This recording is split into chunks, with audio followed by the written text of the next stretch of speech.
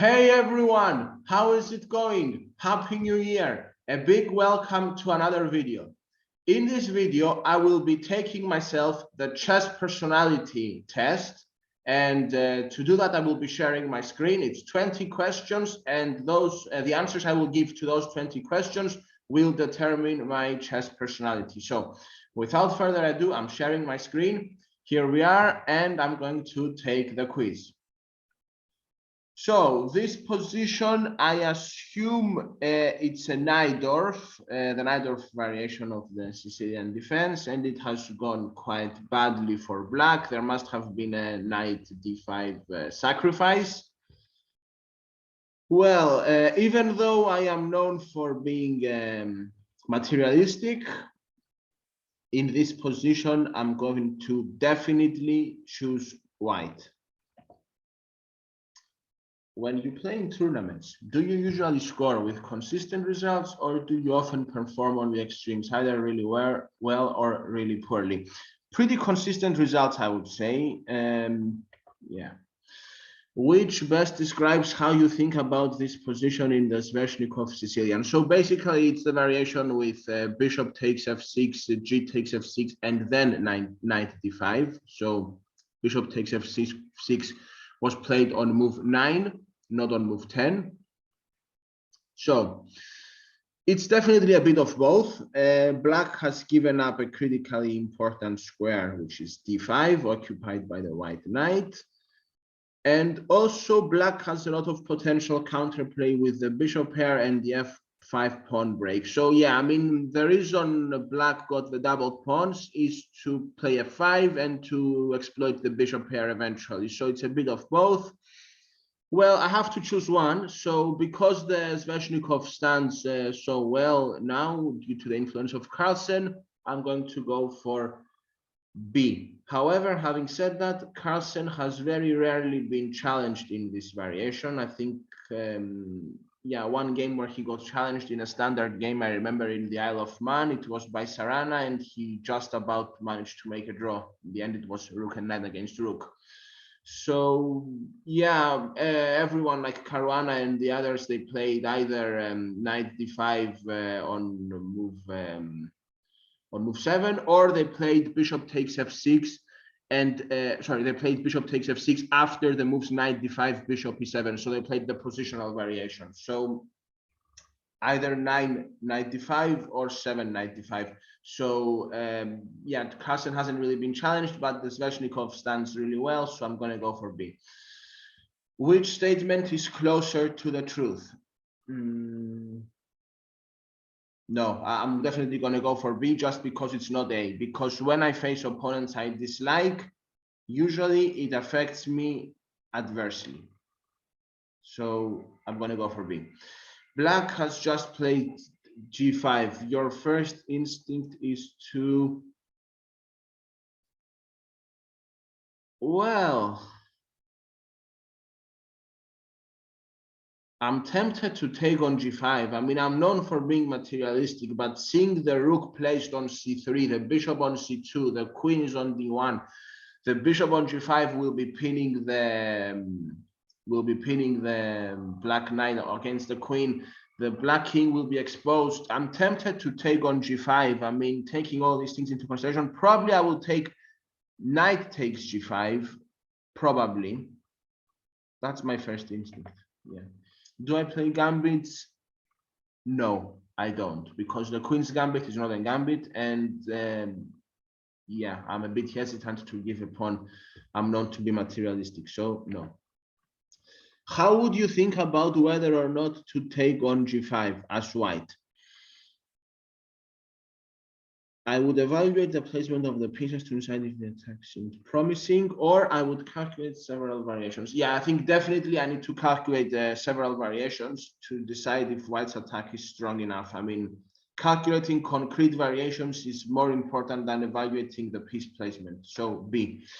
Under serious time pressure, you are more likely to miss a tactic or just aimlessly. Look, in general, I'm gonna have a general idea about why I'm moving pieces.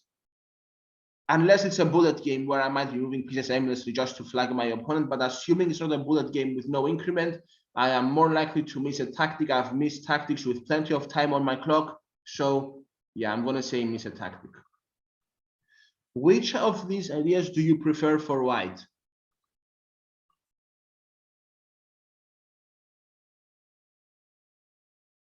No, I mean, here it's obvious that A is the best move by far, because if I do the opposite, if I play d4, I'm gonna be keeping on my bad bishop, and black will have a good bishop. Here, based on everything that you know about pawn structures and good and bad bishops, you should trade bishops and then play a knight on d4, not a pawn. This is well known from the these positions come from the French defense, and it's well known that you should put a knight on d4. That will help with f5, and the knight on d4 in general can be very good, and it stops the light square bishop of white to get activated. It's well known from the French defense that even in an endgame, and I have won an endgame like that in the past, that actually more than once, a good white knight on d4 is much better than a bad black bishop on b7. So definitely trade off the bishops and put a white knight on d4. Yeah. So you start the game out with d4.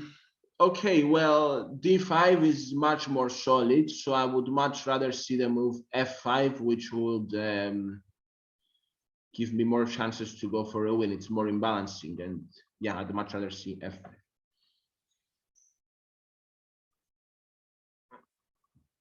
Yeah, here it's a no-brainer. I mean, definitely you should go and push for the win. Even if you have the slightest advantage, you should play for the win. The only time I would consider taking a draw here would be if it's like the last round and I'm going to win money, or if it's a team event. But even then, I mean, I don't see any risk in playing on. I'm a healthy pawn up.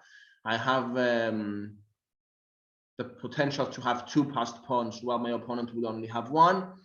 Okay, it's well known that the knights are not good defenders against side pawns, but that pawn on a6 is not going to go to a5 anytime soon, so definitely I'm going to keep pushing for a win.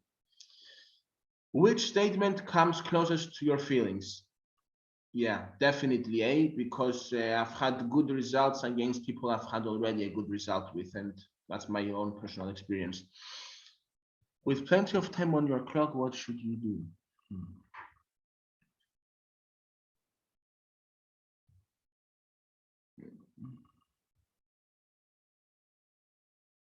So here, definitely, I would take on e6 and go rook d7. The endgame is good for me. And if they try to challenge me again by going rook 6 to d7, I would go rook h to d1. So yeah, it's well known that in a rook endgame, activity is very important. And I'm going to have the active rook. And I think A is by far the best option.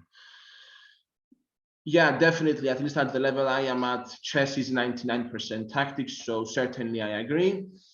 This wild gambit, yeah, I'm not a big fan of being material down.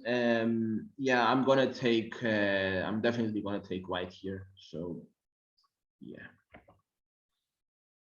Well, I haven't, and yeah, it's not worth breaking something because you've lost a game. Yelling out loud, again, I might be disappointed, but it's not going to change the result. And yeah, the answer is no. Which is closer to the truth? Okay, I believe that in chess you should be a bit nervous. You shouldn't be completely relaxed. But on the other hand,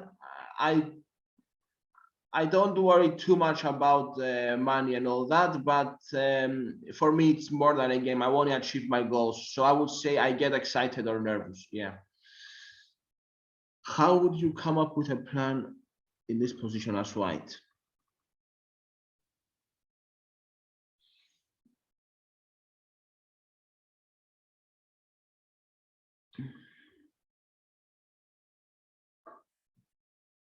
Maybe option A, since we are still in the opening, I would go for option A because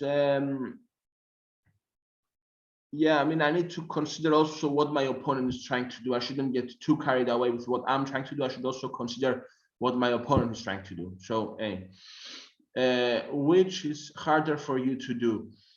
Trade a good position for a strong attack, or identify my advantages and building a plan. Okay, this is not a clear answer, but maybe I'll go for B. Trade a good position for a strong attack. Because when you have a good position, you want to keep it. You don't want to change its nature. So yeah, I'm gonna go for B. Let's see what happens. Okay, so I'm a grinder and I am like Karpov. Okay, good to know. Okay, yeah, I mean, many people tell me that my style is similar to Karpov and I'm more of a positional player.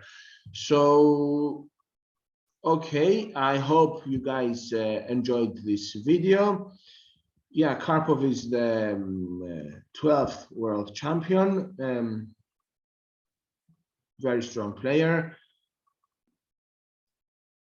Great. So I hope you enjoyed watching me do this chess personality test, and it would be something interesting for you to try myself. I'm definitely going to put the link in the description so that you can try the chess personality test yourselves.